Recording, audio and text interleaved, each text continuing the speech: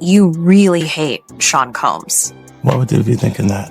Because of the things that you post on Instagram, Look at this. And let's stop for a second and do say that I hated him enough to hire his kids. And we've never done anything to each other. So it's just competitive energy and things that you say about other artists while you're in hip. Because there's a point where it kind of gets aggressive. He says, you're going to find out, like how I'll handle this. And that's an attorney want to be combative with another attorney. That's not like a publicist would say those right. things. But one time walking in the studio and, it was like a small gap and, bleak beans. Everybody was in there, and I was like, man, I'm telling you, man, y'all got a chance right now. Just flood it, put out a lot of music because 50 Cent closed doors.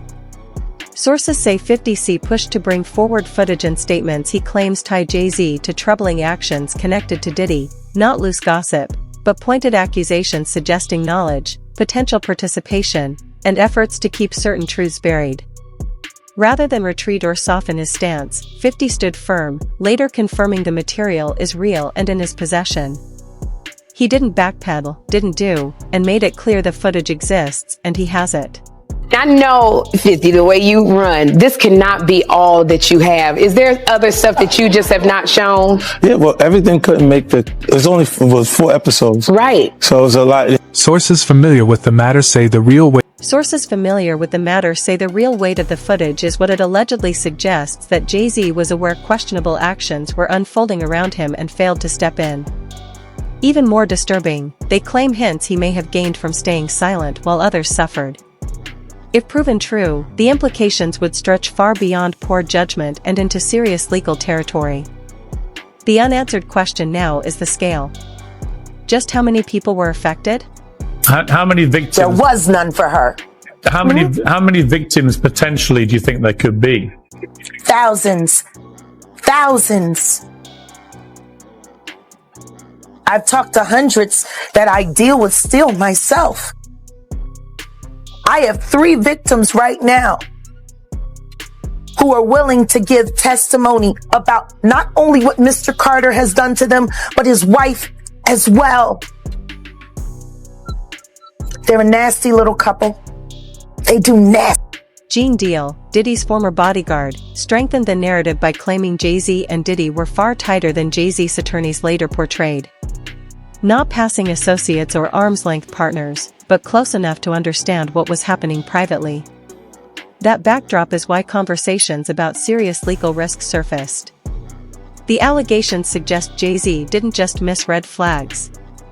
He allegedly knew, allegedly stayed quiet, and that people in the orbit were reportedly influenced or pressured to keep things out of sight. If any of that were ever proven, it could touch areas tied to interference or coordinated concealment. When Jaguar Wright later echoed similar claims in public interviews, those appearances were quickly removed from multiple platforms. She kept speaking anyway. Not long after, her son was tragically killed in a shooting, a heartbreaking event some observers mention, while also stressing that no verified or legal link to her statements has ever been established. Died because he was my son. He died because of He was targeted because he's my son. He was working on his EP. I bought Philadelphia for him, so he didn't have to sign to a company because I knew what it was going to do. He interned at Roc Nation. And they approached him to sacrifice me.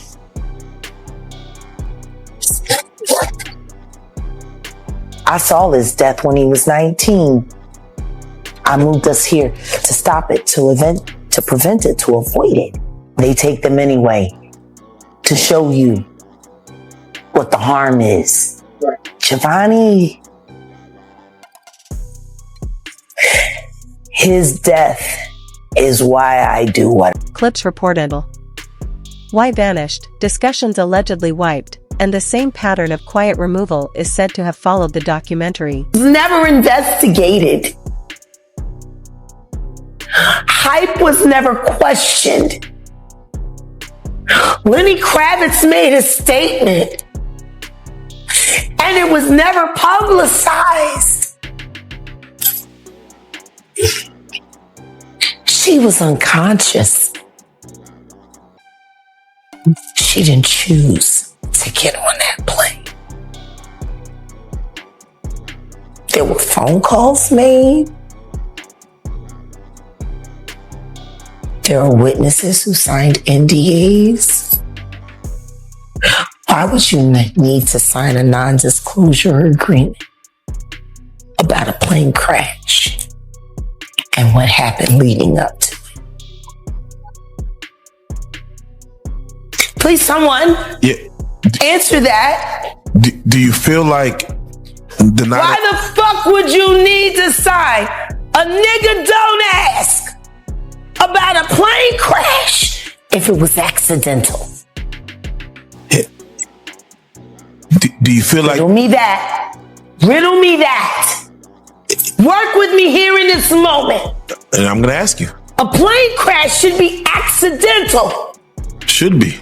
Why would any testimony about what happened leading up to it need to be covered under a non-disclosure agreement if there wasn't? Now, the story is resurfacing with claims that 50 Cent is digging back into the past and bringing Jaguar right forward to publicly revisit what she calls a long trail of serious misconduct. Among her most explosive assertions are questions surrounding Aaliyah's death, not as proven fact, but as concerns she insists were never thoroughly examined. When Wright speaks on Aaliyah, she keeps circling one powerful point. Why was there never a full transparent investigation? Not limited, not brushed aside, but in her view, never truly pursued at the depth such a tragedy deserved. Discussion. Carter, now I'm going to ask you, why would non-disclosure agreements need to be signed for an accident?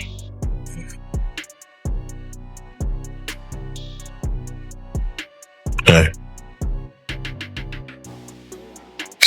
There were over 25 non-disclosure agreements cashed out and recorded regarding the death of that beautiful girl and every other human being that died on that plane with her. What the fuck? Would you need a nigga don't ask for that?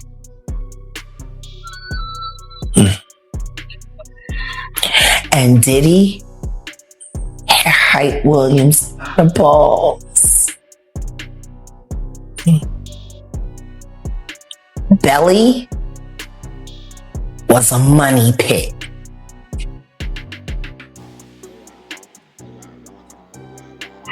Without question. And Jay-Z got 10 free videos out of Williams. From her point of view, NDAs aren't about privacy. They're tools used when someone wants to lock the truth away.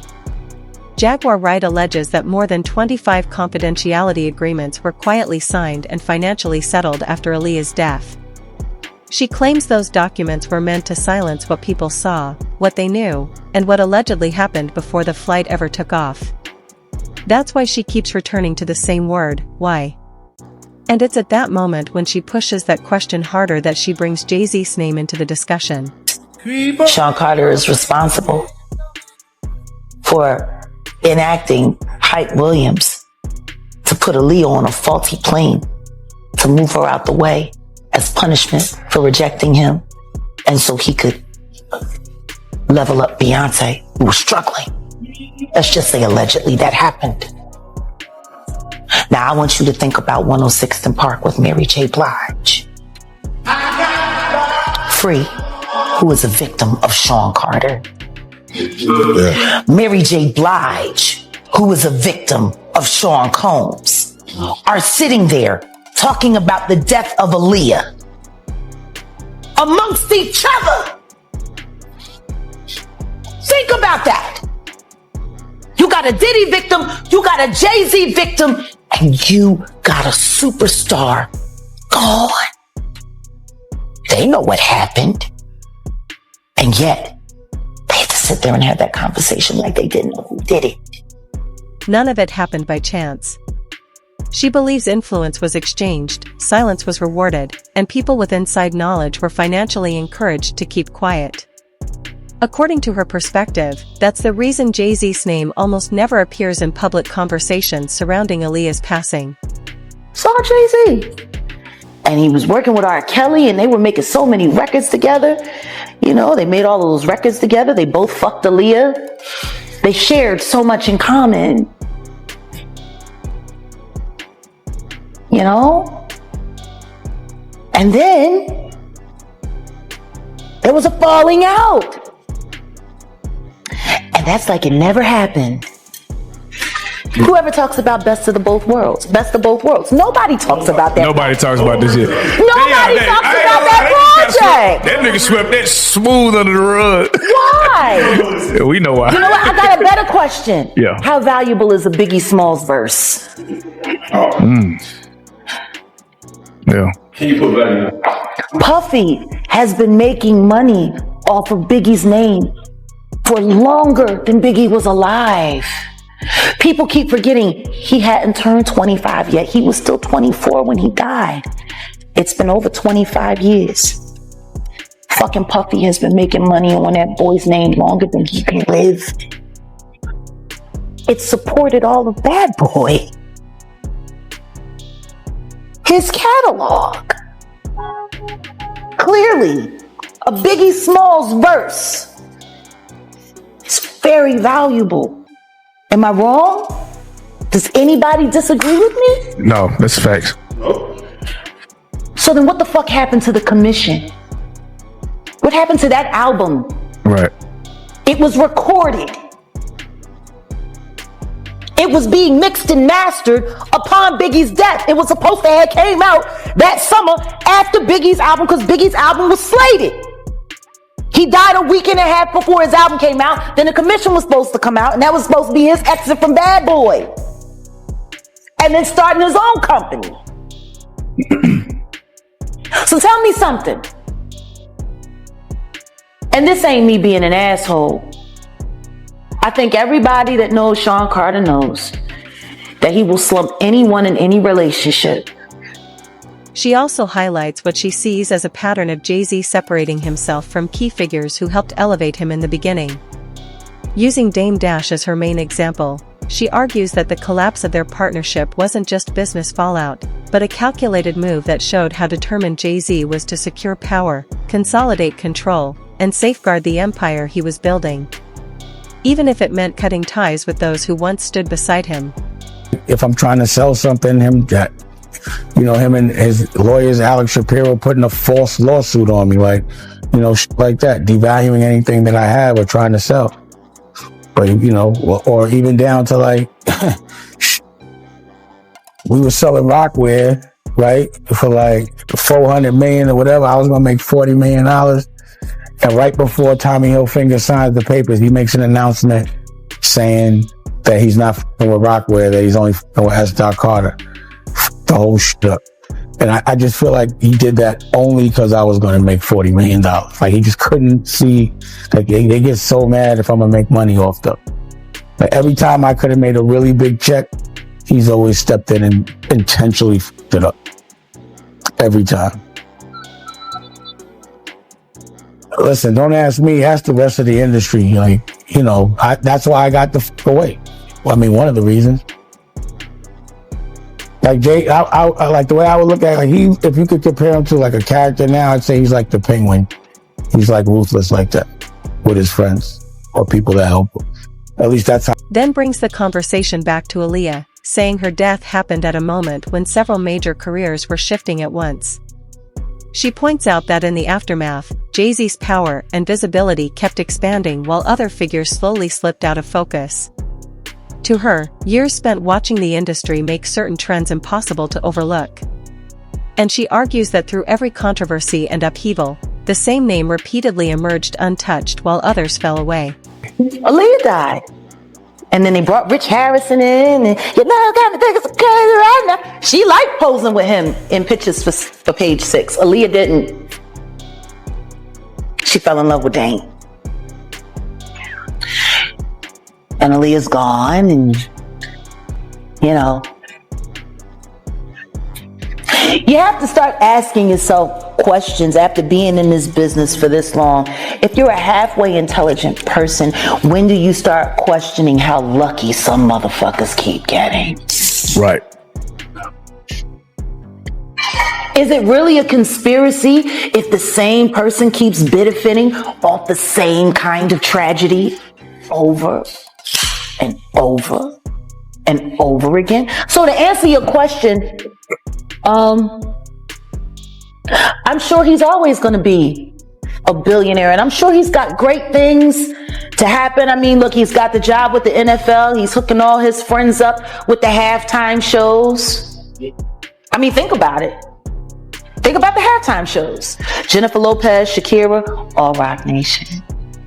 Now Rihanna, and then we had the whole LA thing, which of course he was involved in that, and then they pulled Mary J. Blige off the, make sure she got that money for Kendall, and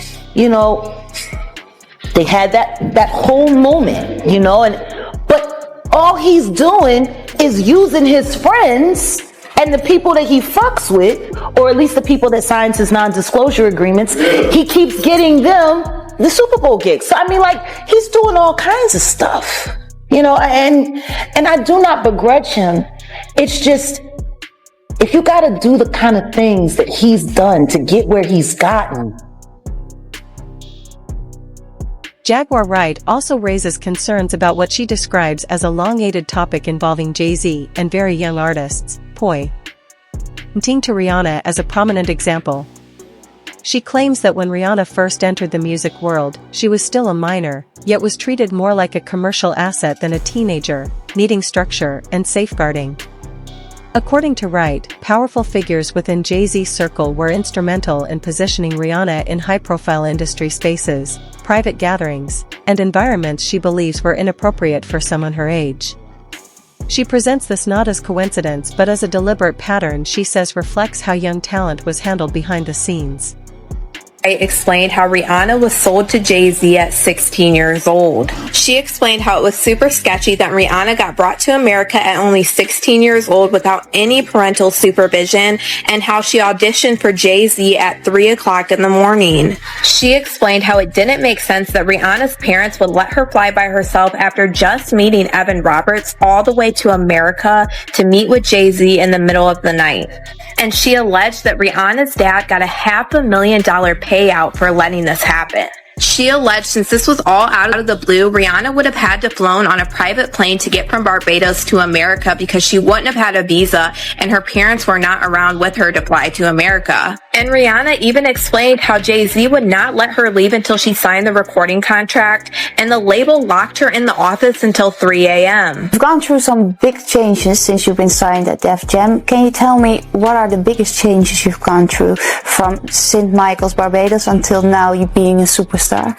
Well, one of them for sure is being away from my friends and family. After growing up around my mom and all my friends for 17 years and then moving to a big city with no one because all my family and friends are still in Barbados. So after moving to a big city with basically around strangers, that was the hardest thing for me to cope with at first. Are you lonely sometimes? I wasn't lonely, but I really do miss my family and my friends.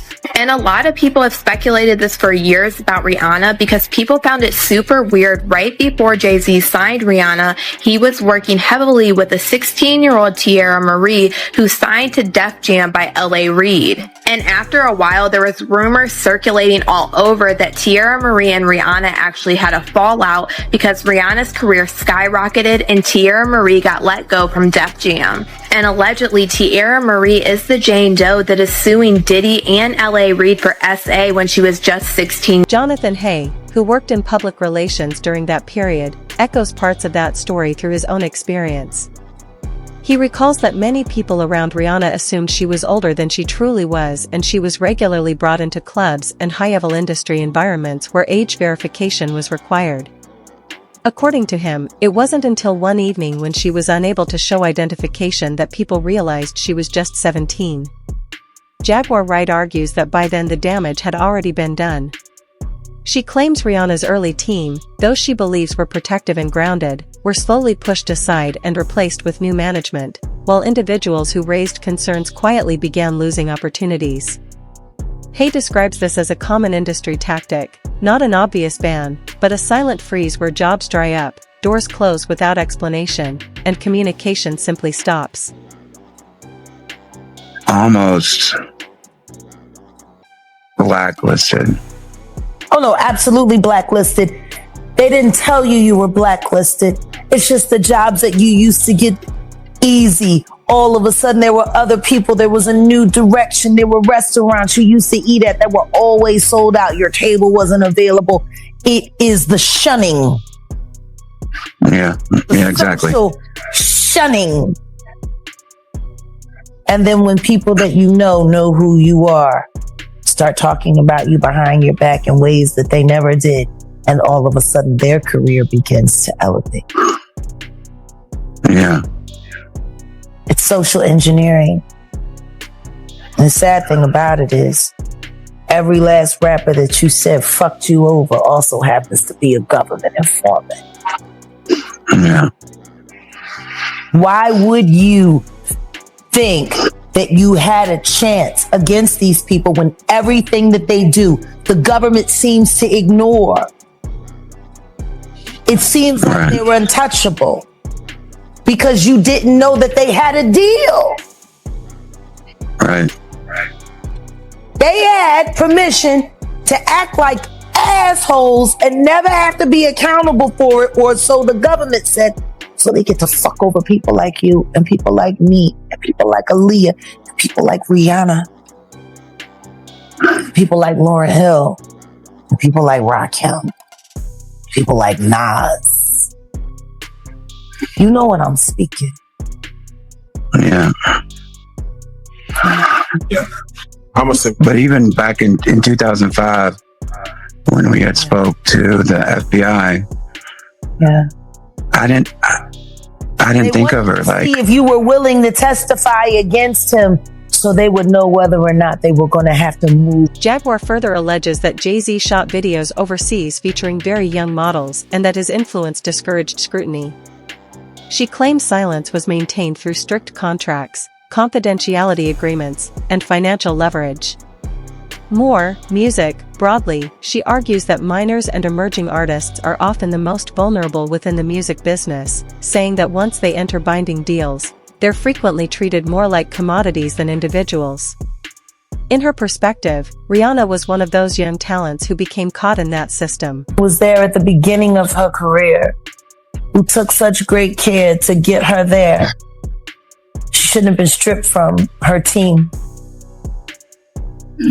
Right. From her protection, no different than a rose. They went into the garden and they stripped the thorns and they pulled it out and they've been ripping petals off piece by piece, year for year. Correct. Change that. Yeah. Yes, ma'am. For her. Yeah. And for every other child, girl like her. And you know, you're doing. Listen, you're doing the same thing that Dream Hampton did when she laid out the R. Kelly case for the prosecutors to finally, after 20 years, go and charge him. You know, Dream is one of Jay-Z's girls too. Yeah, but I'm just saying the way that she to do that right.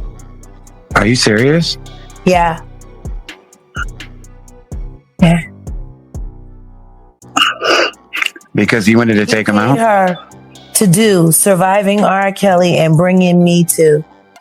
Just like he loaned his lawyer Spiro to Tupac's family so that they can get to the bottom of his unalivement. She argues that Jay-Z occupied spaces where he had the power to shield others. Yet instead, according to her, people were sidelined, quieted, or swapped out to keep momentum and profits intact. In her telling, anyone seen as an obstacle was simply moved out of the way. She connects that mindset to what she says has fueled 50 Cent's recent push to expose Jay-Z, claiming it stems from experiences dating back to 50's early days in the business. That treatment, she suggests, planted frustration that slowly hardened into deep resentment. Music, to understand it, she says, you have to rewind roughly 16 years to when 50 appeared on Tim Westwood's show talking openly about industry politics and tensions involving Jay-Z. During that interview, 50 called Jay-Z smooth, strategic, and always composed, but then added a remark that many listeners found strangely loaded and worth remembering. 50 then pulled back to frame the wider landscape globally. He felt the competition was thin because his own albums were moving millions and giving him reach far beyond the US. Jay-Z, meanwhile, held a different type of stature at home. A distinct presence, calculated energy, and influence that separated him from the pack. He had crafted the image of the polished, intelligent, untouchable strategist, the industry's dependable figure that executives and insiders felt safe aligning with. But to 50, that carefully controlled exterior always masked something that never sat right. It wasn't just Jay-Z's power. It was the way he carried that authority while 50 was still clawing for position, watching from the outside as doors opened for one man and stayed locked for another. I think he would have done that if that was 50 Cent. No one's scared of 50 Cent. I want everyone to be clear. No one's scared of 50 Cent.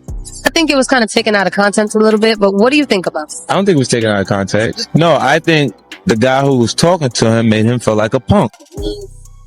You see what I'm saying? So he had to say, yo, nobody scared of 50. Let's get this clear. Nobody is scared of 50. You know, but I'm not the issue. Him making you feel like a punk is the issue. And at the end of the day, I look at it and people don't assess themselves. Even really intelligent people. Jay's a smart guy.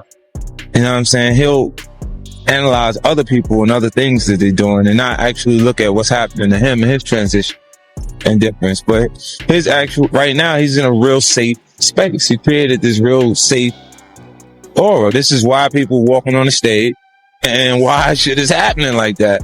A lot of it wouldn't have been like that if he actually dealt with his issues himself. See, he's a piece of work, man. He always put somebody in front of him. When Jada came for him, he put Beanie in front of him. And Beanie went back and forth with Jadakiss. When Cam came for him, he put True Life in front of him. And they went back and forth. And he just didn't compete. Him and Alicia are supposed to be doing a song again at the AMAs, but they're gonna have like 20 security members on the stage making sure nobody bum rushes the stage. This makes sense. I mean, that's crazy. I think everyone was kind of like just going crazy that night anyway at the MTV Awards. Yeah, but that's not... Nah, everyone wasn't. Kanye. They just felt... You gotta feel comfortable enough to do that. Like, see, don't get fucked up. I'll fuck up. You do some shit like that, and I'll fuck up. Let me go on record with that shit, because I ain't really with all that dumb shit. I think everybody already know that. And they know, like, they already know.